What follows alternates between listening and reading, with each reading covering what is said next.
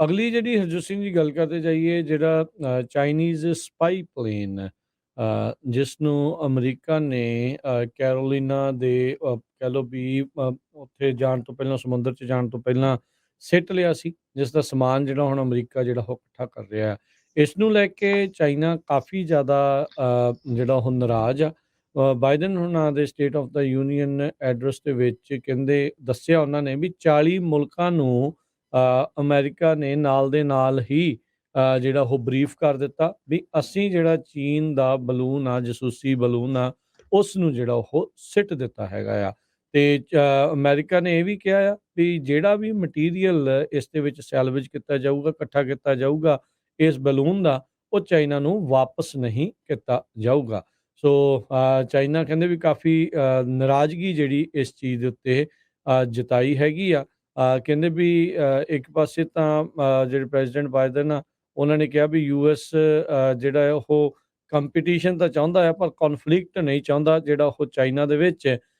ਸੋ ਜਿੱਦਾਂ ਸੋਵਰੇਨਿਟੀ ਦੀ ਤੁਸੀਂ ਜਿਹੜੀ ਉਹ ਗੱਲ ਇਸ ਦੇ ਵਿੱਚ ਆਖੀ ਹੈਗੀ ਆ। ਸੋ ਕਹਿੰਦੇ ਵੀ ਇਹ ਜਾਣ ਬੁੱਝ ਕੇ ਯੂਐਸ ਜਿਹੜਾ ਆ ਚਾਈਨਾ ਨੂੰ ਨੁਕਸਾਨ ਜਾਂ ਸਮੀਅਰ ਕਰਨ ਦੀ ਜਿਹੜੀ ਉਹ ਕੋਸ਼ਿਸ਼ ਕਰ ਰਿਹਾ ਹੈਗਾ ਆ। ਸੋ ਸੀਨੀਅਰ ਐਡਮਿਨਿਸਟ੍ਰੇਸ਼ਨ ਦੇ ਅਧਿਕਾਰੀ ਤੇ ਡਿਪਲੋਮੈਟਸ ਨੇ ਦੱਸਿਆ ਸੀ।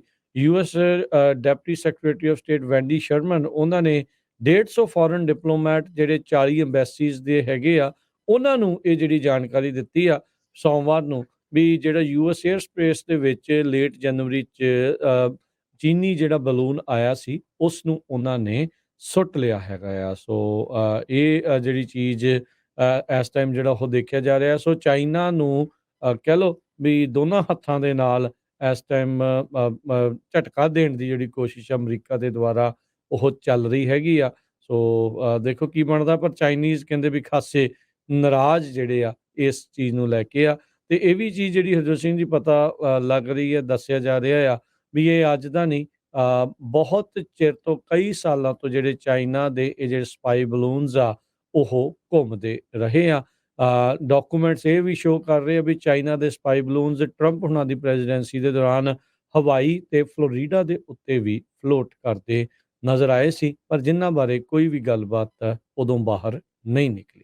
ਅਗਲੀ ਜਿਹੜੀ ਹਰਜੋਤ ਸਿੰਘ ਜੀ ਗੱਲ ਕਰਦੇ ਜਾਈਏ ਜਿਹੜਾ ਚਾਈਨੀਜ਼ ਸਪਾਈ ਪਲੇਨ ਜਿਸ ਨੂੰ ਅਮਰੀਕਾ ਨੇ ਕੈਰੋਲੀਨਾ ਦੇ ਕਹਿ ਲਓ ਵੀ ਉੱਥੇ ਜਾਣ ਤੋਂ ਪਹਿਲਾਂ ਸਮੁੰਦਰ 'ਚ ਜਾਣ ਤੋਂ ਪਹਿਲਾਂ ਸਿੱਟ ਲਿਆ ਸੀ, ਜਿਸ ਦਾ ਸਮਾਨ ਜਿਹੜਾ ਹੁਣ ਅਮਰੀਕਾ ਜਿਹੜਾ ਉਹ ਇਕੱਠਾ ਕਰ ਰਿਹਾ ਹੈ। ਇਸ ਨੂੰ ਲੈ ਕੇ ਚਾਈਨਾ ਕਾਫੀ ਜ਼ਿਆਦਾ ਜਿਹੜਾ ਉਹ ਨਾਰਾਜ਼ ਆ।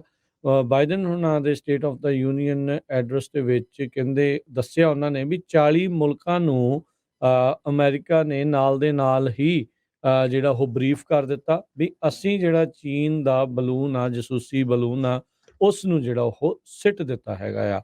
ਤੇ ਅਮਰੀਕਾ ਨੇ ਇਹ ਵੀ ਕਿਹਾ ਆ ਵੀ ਜਿਹੜਾ ਵੀ ਮਟੀਰੀਅਲ ਇਸ ਦੇ ਵਿੱਚ ਸੈਲਵਜ ਕੀਤਾ ਜਾਊਗਾ, ਇਕੱਠਾ ਕੀਤਾ ਜਾਊਗਾ ਇਸ ਬਲੂਨ ਦਾ, ਉਹ ਚਾਈਨਾ ਨੂੰ ਵਾਪਸ ਨਹੀਂ ਕੀਤਾ ਜਾਊਗਾ। ਸੋ ਚਾਈਨਾ ਕਹਿੰਦੇ ਵੀ ਕਾਫੀ ਨਾਰਾਜ਼ਗੀ ਜਿਹੜੀ ਇਸ ਚੀਜ਼ ਦੇ ਉੱਤੇ ਜਤਾਈ ਹੈਗੀ ਆ। ਕਹਿੰਦੇ ਵੀ ਇੱਕ ਪਾਸੇ ਤਾਂ ਜਿਹੜੇ ਪ੍ਰੈਜ਼ੀਡੈਂਟ ਬਾਈਡਨ ਆ, ਉਹਨਾਂ ਨੇ ਕਿਹਾ ਵੀ ਯੂਐਸ ਜਿਹੜਾ ਹੈ ਉਹ ਕੰਪੀਟੀਸ਼ਨ ਤਾਂ ਚਾਹੁੰਦਾ ਹੈ, ਪਰ ਕੌਨਫਲਿਕਟ ਨਹੀਂ ਚਾਹੁੰਦਾ ਜਿਹੜਾ ਉਹ ਚਾਈਨਾ ਦੇ ਵਿੱਚ। ਸੋ ਜਿੱਦਾਂ ਸੋਵਰੇਨਿਟੀ ਦੀ ਤੁਸੀਂ ਜਿਹੜੀ ਉਹ ਗੱਲ ਇਸ ਦੇ ਵਿੱਚ ਆਖੀ ਹੈਗੀ ਆ। ਸੋ ਕਹਿੰਦੇ ਵੀ ਇਹ ਜਾਣ ਬੁੱਝ ਕੇ ਯੂਐਸ ਜਿਹੜਾ ਆ ਚਾਈਨਾ ਨੂੰ ਨੁਕਸਾਨ ਜਾਂ ਸਮੀਅਰ ਕਰਨ ਦੀ ਜਿਹੜੀ ਉਹ ਕੋਸ਼ਿਸ਼ ਕਰ ਰਿਹਾ ਹੈਗਾ ਆ। ਸੋ ਸੀਨੀਅਰ ਐਡਮਿਨਿਸਟ੍ਰੇਸ਼ਨ ਦੇ ਅਧਿਕਾਰੀ ਤੇ ਡਿਪਲੋਮੈਟਸ ਨੇ ਦੱਸਿਆ ਸੀ। US deputy secretary of state Wendy Sherman ਉਹਨਾਂ ਨੇ 150 ਫੋਰਨ ਡਿਪਲੋਮੈਟ ਜਿਹੜੇ 40 ਐਮਬੈਸੀਜ਼ ਦੇ ਹੈਗੇ ਆ, ਉਹਨਾਂ ਨੂੰ ਇਹ ਜਿਹੜੀ ਜਾਣਕਾਰੀ ਦਿੱਤੀ ਆ ਸੋਮਵਾਰ ਨੂੰ, ਵੀ ਜਿਹੜਾ ਯੂਐਸ 에ਅਰ ਸਪੇਸ ਦੇ ਵਿੱਚ ਲੇਟ ਜਨਵਰੀ 'ਚ ਚੀਨੀ ਜਿਹੜਾ ਬਲੂਨ ਆਇਆ ਸੀ, ਉਸ ਨੂੰ ਉਹਨਾਂ ਨੇ ਸੁੱਟ ਲਿਆ ਹੈਗਾ ਆ। ਸੋ ਇਹ ਜਿਹੜੀ ਚੀਜ਼ ਇਸ ਟਾਈਮ ਜਿਹੜਾ ਉਹ ਦੇਖਿਆ ਜਾ ਰਿਹਾ। ਸੋ ਚਾਈਨਾ ਨੂੰ ਕਹਿ ਲਓ ਵੀ ਦੋਨਾਂ ਹੱਥਾਂ ਦੇ ਨਾਲ ਇਸ ਟਾਈਮ ਝਟਕਾ ਦੇਣ ਦੀ ਜਿਹੜੀ ਕੋਸ਼ਿਸ਼ ਅਮਰੀਕਾ ਦੇ ਦੁਆਰਾ ਉਹ ਚੱਲ ਰਹੀ ਹੈਗੀ ਆ। ਸੋ ਦੇਖੋ ਕੀ ਬਣਦਾ, ਪਰ ਚਾਈਨੀਜ਼ ਕਹਿੰਦੇ ਵੀ ਖਾਸੇ ਨਾਰਾਜ਼ ਜਿਹੜੇ ਆ ਇਸ ਚੀਜ਼ ਨੂੰ ਲੈ ਕੇ ਆ।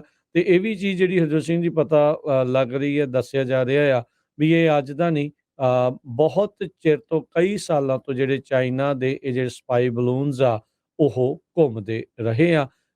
ਡਾਕੂਮੈਂਟਸ ਇਹ ਵੀ ਸ਼ੋ ਕਰ ਰਹੇ ਆ ਵੀ ਚਾਈਨਾ ਦੇ ਸਪਾਈ ਬਲੂਨਸ ਟਰੰਪ ਹੁਣਾਂ ਦੀ ਪ੍ਰੈਜ਼ੀਡੈਂਸੀ ਦੇ ਦੌਰਾਨ ਹਵਾਈ ਤੇ ਫਲੋਰੀਡਾ ਦੇ ਉੱਤੇ ਵੀ ਫਲੋਟ ਕਰਦੇ ਨਜ਼ਰ ਆਏ ਸੀ, ਪਰ ਜਿਨ੍ਹਾਂ ਬਾਰੇ ਕੋਈ ਵੀ ਗੱਲਬਾਤ ਉਦੋਂ ਬਾਹਰ ਨਹੀਂ ਨਿਕਲੀ।